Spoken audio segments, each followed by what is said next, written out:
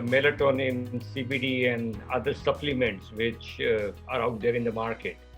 Uh, what are your thoughts about that? So just to summarize, maybe in 2 lines, sleep aids are not good. Okay, but then there are certain conditions where you need it. Acute adjustment disorder, for example. If I have a death in the family, or if I am like having some acute uh, events which are affecting my sleep. For example, if I lost my job, I've moved, or have to do things, I have to present a paper tomorrow, stuff like that, then I need something to help me sleep. So that is something where I tend to give sleep aids for maybe a couple of weeks, maybe a couple of months. If somebody is having a hard time tolerating the CPAP machine, I've used that as well. But I tend not to give sleep aids because most of these sleep problems in the night either are circadian rhythm issues. If an elderly person, for example, coming back, 70 to 75-year-old man coming to me and saying, I just can't sleep in the night. Well, let's solve the problem. Oh, I get up at 2 o'clock in the morning and I can't sleep through the night. What time you go to bed? I go to bed at 7 because I feel very sleepy. So you go to bed at 7 and you wake up at 2 o'clock. You already got your 7 hours sleep. What do you want me to do? Maybe you should not take any sleep aids to go to bed at that time, right?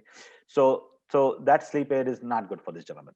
And if you take a sleep aid, any of those PAMs, diazepam, lorazepam, and all that, any of these PAMs, they actually tend to make you drowsy and you affect your cognitive behavior in the daytime as well.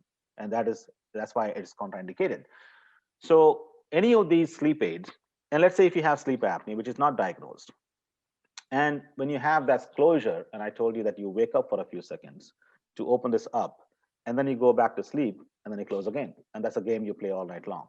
So each time you close, let's say 10 seconds later, I'm going to call this an event only if it lasts for 10 seconds. We call it apnea events. There's a definition criteria for that. Let's say if you're waking up, but you take your medicine not to wake up because you're waking up too many times in the night and you're not sleeping enough. Now, guess what? You're dying for a longer time. And if it lasts for a minute and a half, 2 minutes, you're dead. So I think it's not a good idea to take sleep aids because that leads to a longer events, that leads to a more of a problem. It's a natural process, so let it happen. So I think taking sleep aids to bring in sleep is not a good idea. I would rather have some kind of a psychological behavioral changes.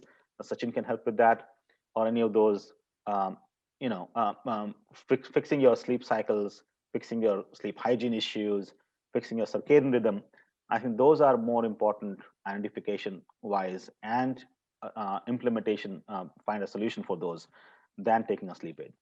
As far as melatonin is concerned, melatonin is not a sleep aid. It does not bring in sleep. It actually modifies your circadian rhythm a little bit.